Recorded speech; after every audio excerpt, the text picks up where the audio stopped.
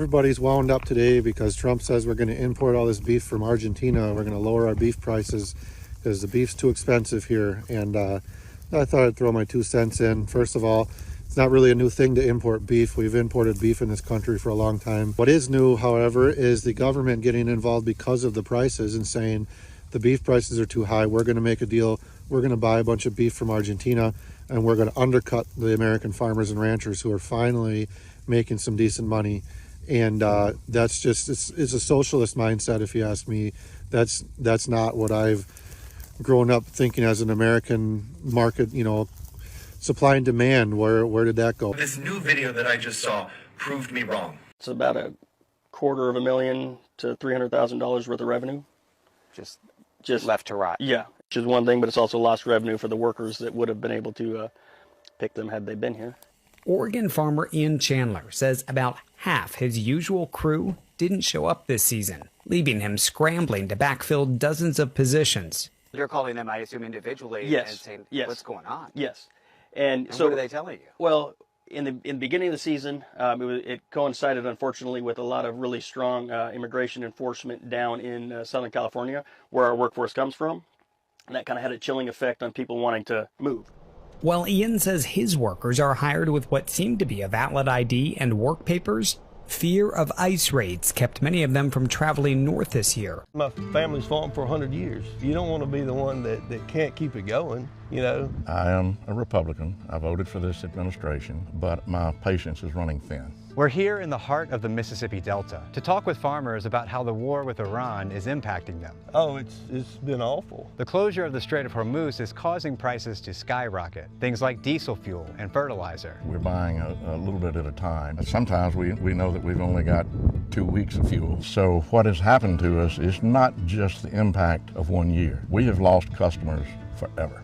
They will never come back because we're deemed an unreliable supplier. I'm paying 60% more for diesel fuel than I would have been paying 45 days ago. You got to have diesel for everything. You got diesel to disc, to plant, to harvest. So diesel steadily going up like this, man, it affects us bad. You have no choice. You've got to go ahead and buy it, no matter what the price is. There's going to be a lot of people that go out of business at the end of the year, either because they have to or because they're tired of losing money.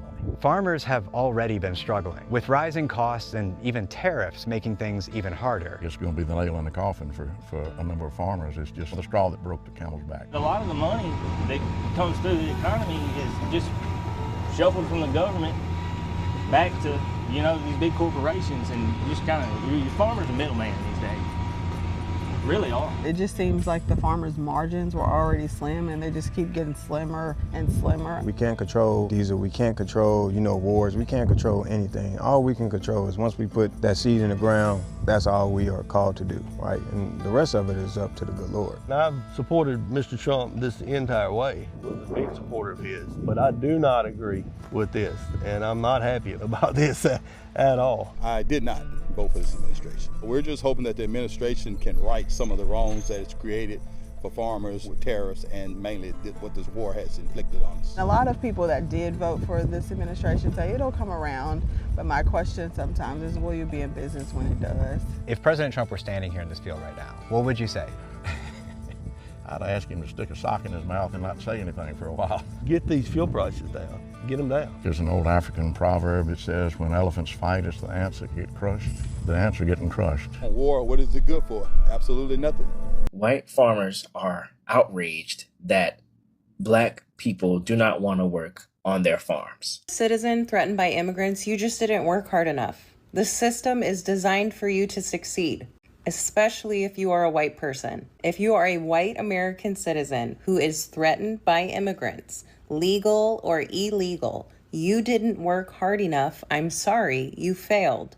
And if you think immigrants took your job or your kid's job, I'm sorry, again, they didn't work hard enough. The system of America is designed to support American citizens, and I guarantee any rebuttal that you have against that to disprove it circulates right on back to capitalism and billionaires. Check out how Trump's policies are destroying these red state farmers who voted for him, and we're going to be right back. Now, I've never been as worried as I am now about whether or not my kids and grandkids will be able to carry on. He said, I love you, Mr. Trump. I need to see the fruit of your love. closed. 5 of my customers have committed.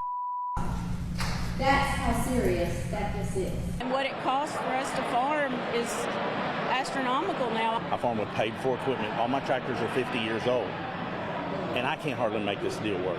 I think the tariffs are the ice cream on the cake of a perfect storm.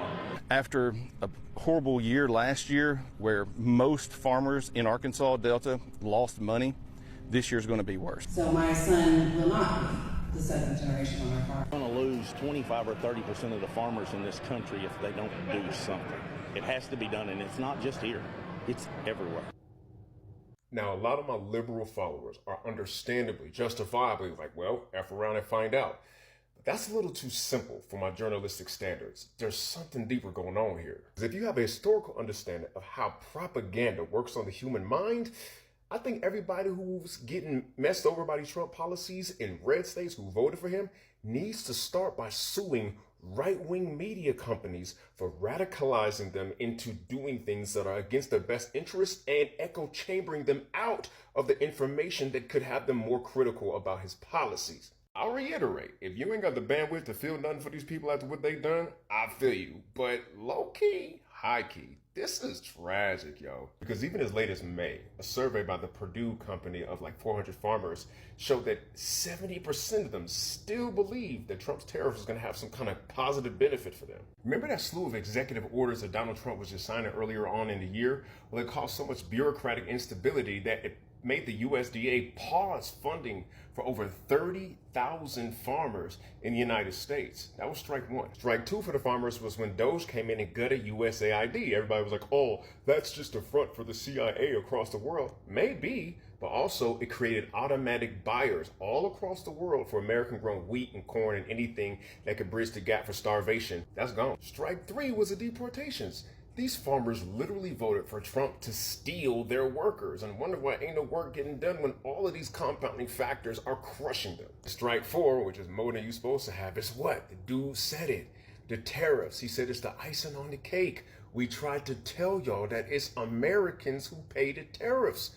Y'all didn't listen, so listen to these farmers. You know what's ironic? A lot of these farmers were dead silent or complicit in black farmers getting screwed over for decades by not only their peers, but by the USDA. So bad that they had to win lawsuit after lawsuit in the billions of dollars to get claims and damages done. And still the USDA was slow with paying them out. Had they not been so racist, they'd have had a larger coalition to argue for what they need. And what's even deeper is that a lot of these farmers' ancestors were given this land in the Homesteading Act of 1862, when freshly stolen land from Native Americans was given to European peasants for pennies on the dollar. We're talking about 1/10 of the U.S. landmass. The term chickens coming home to roost is a farming colloquialism that applies here with a ruthless poetic irony. I can't even really get myself to celebrate over this because I'm looking at how the sins of the father cascade down to the generations, how these farmers inherited not only land, but a culture from their forebearers that allowed them to be prime targets for propaganda like this. The only positive way that I could look at this is possibly a new beginning in disguise.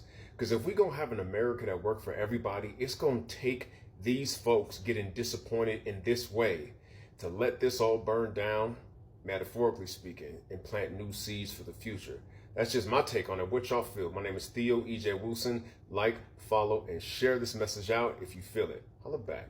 So them farmers really thought we was coming to get in them fields? Is that what I'm reading? Y'all really thought we was coming to get in those fields? It's funny when black people say stuff. Like over a year ago, when we said that Donald Trump specifically saying that immigrants were coming over here to steal black jobs meant that him deporting them was supposed to open the door for us to get back in the fields. Of course, immediately, most people said, y'all are reaching. Now here we are. They are literally on Twitter, all over social media, complaining about the fact that we did not come into those fields. I get the unemployment rate is rising rapidly in the black community. I believe for us, it's about 7% compared to about 4.5% for just about any other demographic. But that also means that 93% of us have jobs. 93% of us are working. and 93% of us were never coming out into those fields to pick your stupid crops. Y'all are supposed to be the pick them up by their bootstraps people, right? Y'all are always the ones talking about earn this, that, hard work, this, that. But then y'all never want to do your own damn work. Y'all brought us over here, all right? We spent hundreds of years doing that stuff for free.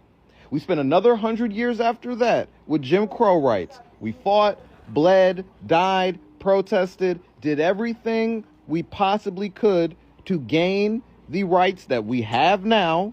We live in this country, we work, we own businesses. We are not going back to your fields. Can y'all just let that shit go? Like, can y'all let it go? It ain't gonna happen.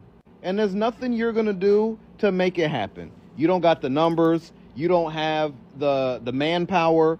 We're not going back. The experiment failed, okay? And now guess what's happening? Food is rotting in the ground because y'all really thought we was coming back. So I know I was talking about, the Latino vote before. The Viva vote for Donald Trump. Okay, well, let's get on to the white folks. The white farmers. So,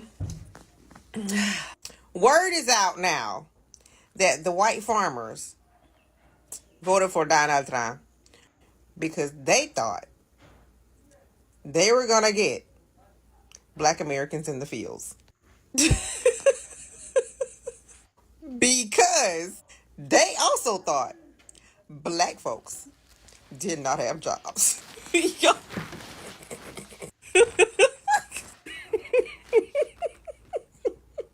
So when we put this all together, somehow the white farmers were convinced that Black folks don't have jobs. We don't work. we don't work. And so they voted for Donald Trump because they thought, okay, he gonna send them in the fields. So Donald Trump and them, with their whole Project 2025, said, okay, so we got to make this happen. So we got to cut these DEI stuff, all this DEI stuff, to put Black Americans out of work. When in reality, they put a bunch of white folk out of work just to get Black folks out of work. So now that I have fallen down this rabbit hole, I just jumped onto Twitter's. And I got an alt Twitter where I pretend to be a MAGA guy. And I saw a live. And I am not kidding you.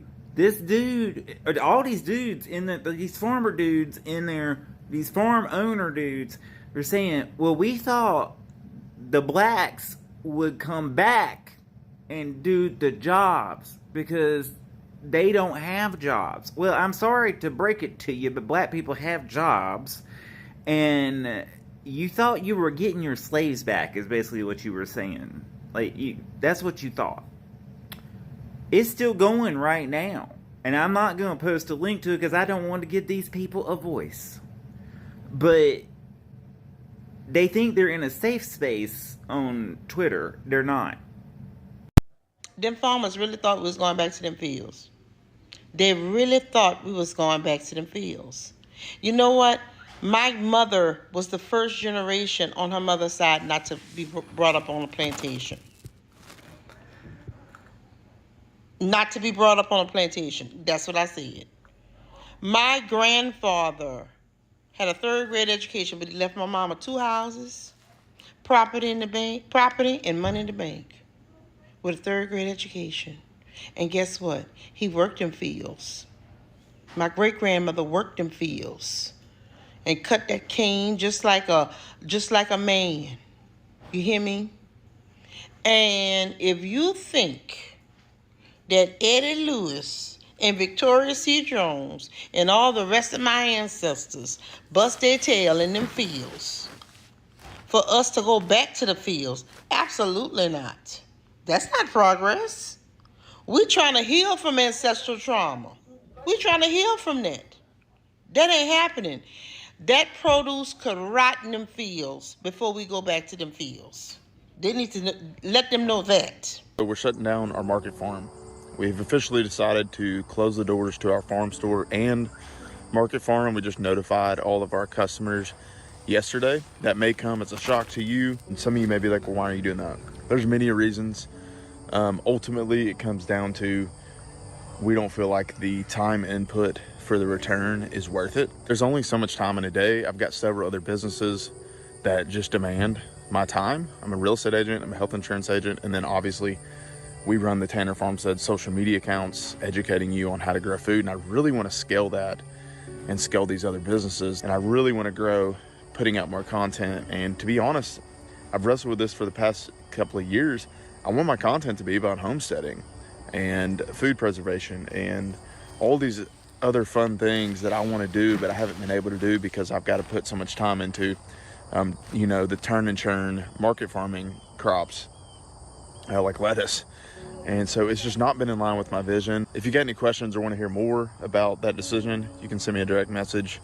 I also have a YouTube video out that you can watch, me talking further about the profitability of small-scale farming. We're just absolutely fucked as farmers, guys. Everything is so fucked, and I do not see anybody surviving this farm crisis that we're in. Guys, look, one of the best splorn crops that I have ever raised in my life. And because of the tariffs, China will not fucking buy it. And they are the only country in the world other than, well, they are the only country in the world that buys splorn. And so now I'm literally just chopping it and blowing it on the fucking ground because it's fucking useless. It's valueless. There's nothing I can fucking do to it. I am going to need government assistance to make it through this fucking crisis until these tariffs end. Look, I've never raised a splorn crop like this, guys. And this is just fucking heartbreaking to me. I don't know how I'm gonna survive. You know, Trump said he fucking loved us farmers, and here I am just blowing my splorn crop all over the ground. Hopefully he works a deal out where Antarctica and Mars will start buying this splorn and save the farmers. I'm sorry, splorn crop, but you're fucked. Wait, you mean to tell me Americans don't want to pick lettuce for $2 an hour? No. Now the farmers are crying because they can't find any workers. Ain't that something? After you pushed out all of the immigrant workers who actually did the job, now you're standing around wondering why Chet and Kaylee won't come pick your cabbage in 100-degree weather for $4.75 and a Capri Sun? Y'all really thought folks were going to jump at the chance to break their backs for pennies on a dollar. But you know what's even funnier, y'all? Some of these farmers say the American workers they do get, they don't even last the whole damn day. One guy said somebody walked off by lunch. And honestly, I support it. Listen, I wouldn't be out there picking strawberries and fighting bees and being dehydrated just so that farmer could sell those strawberries for $12.99 a box at Whole Foods. Negative. See, they've been telling you this lie for years. They took our jobs. Nah, Americans, you didn't want those jobs. You just didn't want them to have the jobs either. Now look at you, a field full of crops and not a soul to pick them. Next time, think twice before turning labor into a culture war. Because now, it's just you and your own damn tomato. This climate here is best served for cherries. Are any of them still salvageable or not? No, there's not really anything you can do with them at this point. You've got more than 30 acres of this farm with rotting fruit. I mean, these are cherries that at one point were pretty appetizing, but right now are more than 2 weeks past their prime. It's about $250,000 to $300,000 worth of revenue. Just left to rot. Yeah, which is one thing, but it's also lost revenue for the workers that would have been able to pick them had they been here. Oregon farmer Ian Chandler says about half his usual crew didn't show up this season, leaving him scrambling to backfill dozens of positions. You're calling them, I assume, individually Yes. and saying, Yes. what's going on? Yes. And so what are they telling you? Well, in the beginning of the season, it coincided, unfortunately, with a lot of really strong immigration enforcement down in Southern California, where our workforce comes from. And that kind of had a chilling effect on people wanting to move. While Ian says his workers are hired with what seemed to be a valid ID and work papers, fear of ICE raids kept many of them from traveling north this year. To understand why, we head south to Central California. So we're hoping that one of those farm working families will actually talk to us here and give us a sense of what life is like in hiding. I think you're good. No names or anything there. Behind closed doors, making dinner with her mom, we meet Lisa. Like every single summer, we will go out there. My parents or myself will pick cherries. But this year, we decided to stay home just to be safe. Because you're living essentially as though you're going to be targeted at any moment. Yes. You've got to buy food. Yes. You've got to go shopping. You do leave for that. Yes, I have to. I mean, someone has to in the house. Lisa's here under DACA, a program that gives temporary protection to people brought to the U.S. as children. Her 3 young kids, all U.S. citizens. This is my new avatar. You can tell they get kind of bored, like cooped up inside, spending hours in front of the TV and on their phones, tossing a frisbee with himself. It says life is good. Life is good. No playgrounds, no summer sun. She's afraid of getting picked up by immigration while out and the family getting separated. She's even thinking about homeschooling this fall, just to keep them close. Are they Stay bored? focused. All the time. Are you bored? Oh yeah, all the time. We love the outsides. Up there in Oregon, we used to like go to the waterfalls, all those beautiful places that they have. It was so much fun for our kids and for ourselves too. Since they're not physically active, my middle child, she was diagnosed with high cholesterol, vitamin D deficiency. Because she's not in the sun as much. Yes. Lights stay off to keep cool, shades down for privacy. Her husband and dad, undocumented, but working to keep money coming in. As they're out, Is that your phone? Yes, that's my phone. Go ahead if you want to get it. every alert from her phone sparks a brief panic. It's okay, I'll call him back. But it's her mom she thinks about most, still picking crops in her 60s. I would like to point that out. My mom is not a criminal. And it hurts. Sorry. Back in 2020, when the whole pandemic happened, my parents were being considered essential workers, and now they have to hide. Those essential workers, they have to stay at home for their safety. Have you put in your mind that, okay, if I can't leave, or at least I don't feel safe leaving my home, you're rushing to the grocery store just to get back as quickly as you can. Your kids, you don't feel comfortable leaving. I mean, they're all in a room watching TV in the middle of the day. Has there been a point in your mind where you're going to turn to your partner and your parents and say, this is not living, we got to go somewhere else? I told my mom that, and she feels that this is just a phase, that if we just gotta hang in there, be hopeful, and it's gonna pass. Back north in Oregon, farm manager Manuel Nava also noticed several no-shows this year. Last year, we probably have 5 families coming from California. They do the picking, and this year we missed them. They didn't show up? They don't show up. It's interesting to see how some folks operate differently within that fear. Some decide to stay in hiding. Others continue working. One woman, 75 years old, and determined to keep working even once the hour has stopped, asking, can I just collect 2 more buckets? ¿Pero difícil? No tanto. Ese trabajo. She says she doesn't find the work too difficult compared to jobs she had in Guatemala. Workers here earn about $5 a bucket and average anywhere from... We must talk about this. We have to talk about the status of the farmers. Yep, the farmers. That overwhelmingly, the white farmers that overwhelmingly voted for Trump. Now, the farmers are asking for welfare from the government because a lot of them are losing their farms because the subsidies that they get from the government, they can't afford the farms without the subsidies in many cases. And they're like, look, we need help. But here's the difference. When the black farmers ask for help, the white farmers filed a lawsuit. They filed a lawsuit against the black farmers for asking for assistance from the federal government. And they weren't able to receive the assistance from the government because of the white farmers filing a lawsuit. Question is, do you think white farmers, should receive the help, the same help that the black farmers had asked for, and they filed a lawsuit? Should the black farmers do the same thing and file a lawsuit? Get in the comments. Let me know.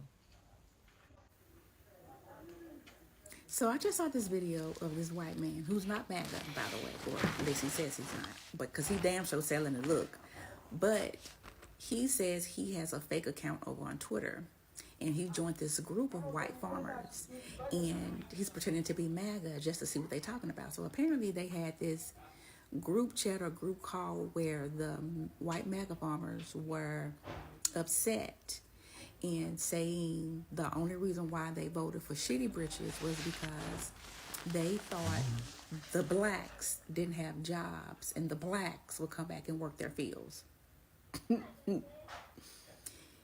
They thought they were going to get slavery back by voting for Shitty Britches.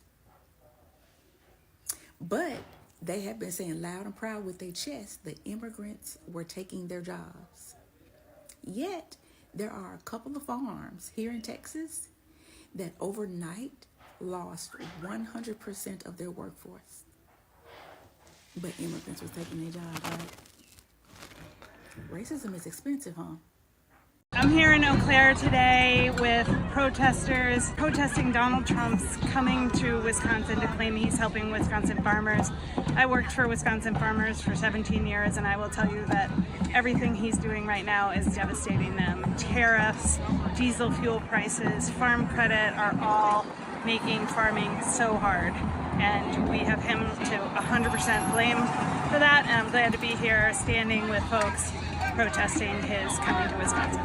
Hello guys, so folks, farmers are getting slammed by the war on Iran. The prices of diesel is through the roof. The cost of fertilizer and farm bankruptcies are up to 46%. 70% of farmers now say they cannot afford to fertilize their fields this season. Trump has caused a farm crisis.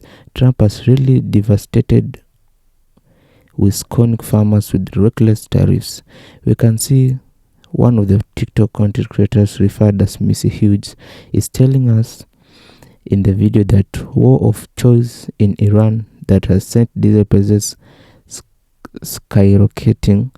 She says she is proud to be in nuclear today to join hundreds of Wilson exposing his attacks on their farmers. Cattle farmers are speaking out against Trump's plan to artificially lower beef prices by importing beef from Argentina. Guess who they overwhelmingly voted for? Some of the white farmers who voted for Mr. DJ Trump think that black folks gonna suffer.